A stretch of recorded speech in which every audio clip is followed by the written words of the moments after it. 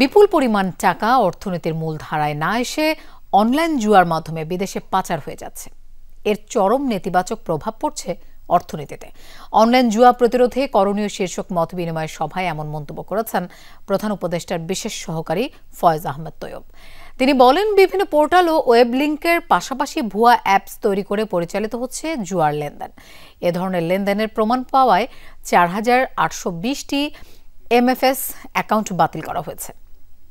Online জুয়ার বন্ধে mobile operator, MFS এবং ব্যাংকগুলোর প্রযুক্তির সক্ষমতা বৃদ্ধির তাগিদ দেন বিশেষ সহকারী। নির্দেশ দেওয়া সত্ত্বেও বিভিন্ন অনলাইন পোর্টাল অনলাইন জুয়ার বিজ্ঞাপন প্রচার করছে বলে অভিযোগ করেন তিনি। বলেন, সরকার যে কোনো সময় এসব অনলাইন পোর্টাল বন্ধ করবে। সভায় সরকারের বিভিন্ন সংস্থা ও আইন শৃঙ্খলা রক্ষাকারী বাহিনীর প্রতিনিধিরা বলেন, ভুয়া NID কার্ডের মাধ্যমে একাধিক সিম ক্রয় করে অনলাইন জুয়ার লেনদেন চলছে।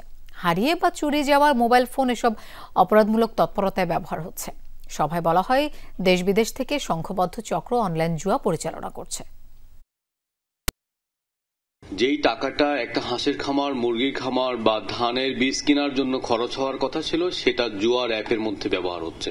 এটা একটা জাতীয় সমস্যা এবং এই জাতীয় সমস্যাকে যদি আমরা সমস্যা সমাধান করতে না পারি, তাহলে আমাদের কর্মসংস্থানের যেই কর্মসংস্থানটা 80 দশকের শেষে কিংবা 90 দশকের শুরুতে ক্ষুদ্র ঋণ কেন্দ্রিক কিংবা SMEর মাধ্যমে আমাদের অর্থনীতির বিকাশ ঘটিয়েছে, সেই অর্থনীতিটা এখন এই জুয়ার মাধ্যমে ডিরেল হচ্ছে।